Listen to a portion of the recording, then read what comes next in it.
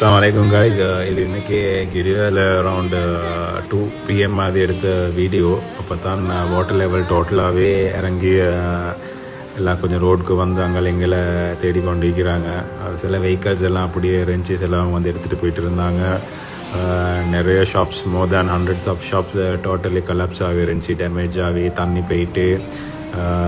Super markets even எங்கிட்ட ஆப்பிகோ காகில்ஸ், அது இல்லாமல் சிங்கர் ஷோரூம், டம்ரோ ஷோரூம் இருந்துச்சு.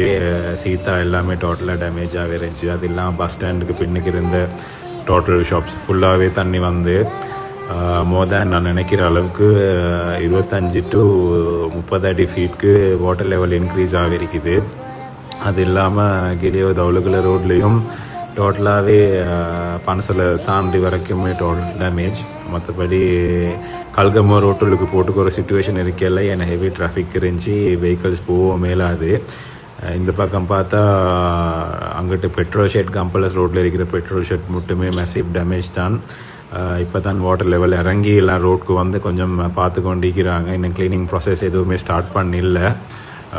எப்படியும் ஒரு மேஜர் காம்பேக்காக இருக்கும் கெலியோயா இருந்த நிலைமைக்கு வர்றதுக்கு.